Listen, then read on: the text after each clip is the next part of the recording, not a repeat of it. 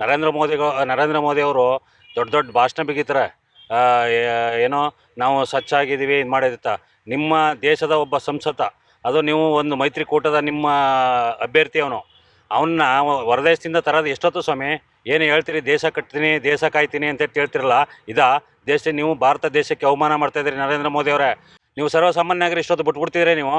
ಇವತ್ತು ಅವರ 22 ದಿನ ಆಗಿದ್ರು ಕೂಡ ಅವ್ರನ್ನ ಹೊರದೇಶದಿಂದ ಅವ್ರನ್ನ ಬಂಧಿಸಿ ತರೋಂಥ ಪ್ರಯತ್ನವನ್ನು ಕೇಂದ್ರ ಸರ್ಕಾರ ಮಾಡಿಲ್ಲ. ನೀವೇನಪ್ಪ ಇಲ್ಲಿ ಏನು ತೋರಿಸುತ್ತೆ ಅಂದರೆ, ನೀವು ಅವ್ರಿಗೆ ಬೆಂಬಲವಾಗಿ ನಿಂತಿದ್ದೀರಿ ಅನ್ನೋದು ನಮಗೆ ತೋರಿಸುತ್ತೆ. 106 ಹೆಣ್ಣು ಮಕ್ಕಳ ಪ್ರಾಣ ಮಾನ ಹರಣ ಮಾಡಿರ್ತಕ್ಕಂಥ ನಮ್ಮ ಈ ಒಂದು ಏನು ಪ್ರಜ್ವಲ್ ರೇವಣ್ಣ, ಅವನ್ನ ಕೂಡಲೇ ಬಂಧಿಸಬೇಕು. ಈ ನಿಟ್ಟಿನಲ್ಲಿ ಸರ್ಕಾರ ಇವತ್ತು ಕೂಡಲೇ ಕ್ರಮ ವಹಿಸಬೇಕು. ಕೇಂದ್ರ ಸರ್ಕಾರ, ಮಾನ್ಯ ಪ್ರಧಾನಮಂತ್ರಿಗಳು, ವಿದೇಶಾಂಗ ಸಚಿವರು ಈ ಕ್ರಮ ವಹಿಸಬೇಕು. ಕ್ರಮ ವಹಿಸಲಿಲ್ಲ ಅಂತಂದರೆ ಇಡೀ ದೇಶನೇ ಈ ಪ್ರಕರಣದಲ್ಲಿ ತಲೆ ತಗ್ಸುವಂಥ ಒಂದು ಕೆಲಸ ಆಗುತ್ತೆ. ಈ ಪ್ರಕರಣನೀಗ ಪೆಂಡ್ರೈವ್ ಪ್ರಕರಣನೀಗ ಮೊನ್ನೆ ಪವರ್ ಟಿವಿ ಅವರು ಬಯಲಿಗೆಳೆದಿದ್ದಾರೆ. ಅಂದರೆ ಇವತ್ತು ಏನು ತಮಾಷೆ ಮಾತಲ್ಲ. ಯಾಕೆಂದರೆ ಇಂಥ ಪ್ರಕರಣಗಳು ಯಾರೇ ಮಾಡಿದ್ರು ನೆಕ್ಸ್ಟ್ ಭಯ ಇರಬೇಕು. ಇಂಥ ದೊಡ್ಡವ್ರನ್ನೇ ಬಯಲಿಗೆಳೆದಿದ್ದಾರೆ ಮಾಧ್ಯಮದವರು, ದೃಶ್ಯ ಮಾಧ್ಯಮ, ಪವರ್ ಟಿವಿ ಅವರು. ನಾಳೆ ನಮ್ಮದೇನಾಗುತ್ತೆ ಅನ್ನೋ ಒಂದು ಭಯ ಬರುತ್ತೆ. ಆದ್ದರಿಂದ ನಾನು ಸಾರ್ವಜನಿಕರ ಪರವಾಗಿ ಇವತ್ತು ನಮ್ಮ ಪವರ್ ಟಿವಿ ಅವರಿಗೆ ಈ ಪ್ರಕರಣನ ಬಯಲಿಗೆಳೆದಕ್ಕೆ ನಾನು ಧನ್ಯವಾದನ ಅರ್ಪಿಸ್ತಾ ಇದ್ದೀನಿ. ಪ್ರಜ್ವಲ್ ರೇವಣ್ಣ ಅವರು ಸುಮಾರು 20 ದಿನಗಳಾಗಿದೆ ಅವರು ಆರೋಪಿಯಾಗಿ ತಪ್ಪಿತಸ್ಥರಾಗಿ. ಆದರೂ ಕೂಡ ಅವ್ರ ಮೇಲೆ ಇನ್ನೂ ಯಾವುದೇ ರೀತಿಯ ಕ್ರಮ ತಗೊಂಡಿಲ್ಲ. ಕಾರಣ ಬಹುಶಃ ಅವರು ಈ ರಾಜ್ಯದಲ್ಲಿ ಭಾಳ ಪ್ರತಿಷ್ಠಿತ ಮನೆತನ ಅಂತನ, ಅಥವಾ ಕಾನೂನು ಅವ್ರಿಗೆ ಏನಾದರೂ ಎದುರ್ಕೊಂಡು ಅವ್ರಿಗೆ ಯಾವುದೇ ರೀತಿಯ ಕ್ರಮಗಳನ್ನು ತಗೊಳ್ಬಾರ್ದಂಥ ಕಾನೂನೇ ಎದುರ್ಕೊತಾ ಇದೆಯಾ ಏನೋ ಅಂತ ಗೊತ್ತಾಗ್ತಾ ಇಲ್ಲ.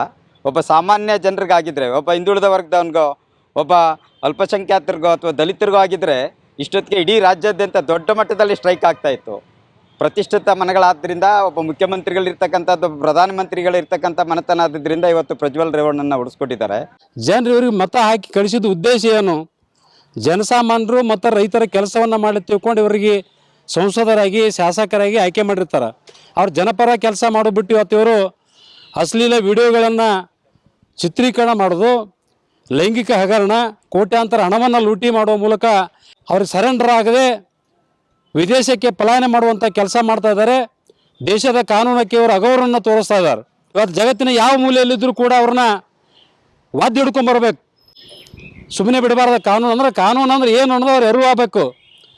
ಇವತ್ತು ಮಾಡಬಾರ್ದಂಥ ಕೆಲಸವನ್ನು ಮಾಡಿ ಇವತ್ತು ತಲೆ ಮರೆಸ್ಕೊಂಡು ಹೇಳ್ತಾರಪ್ಪ, ನಾಚಿಕೆ ಬರಬೇಕು ಇವರಿಗೆ.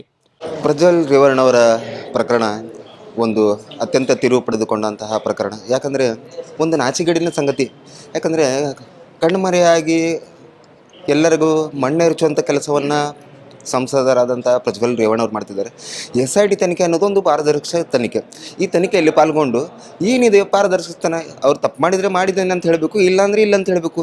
ಆ ಕಣ್ಣು ಮುಚ್ಕೊಂಡು ಬೆಕ್ಕು ಹಾಲು ಕುಡಿದ್ರೆ ಜಗತ್ತಿಗೆ ಗೊತ್ತಾಗಲ್ಲ ಅನ್ನೋ ರೀತಿಯಲ್ಲಿಂದ ಇವರು ಕಣ್ಣು ತಪ್ಪಿಸಿ ಅಡ್ಡಾಡ್ತಿದ್ದಾರಲ್ಲ, ಅದು ಕಾನೂನಿನ ಬಾಹಿರವಾದಂಥ ಕ್ರಮ.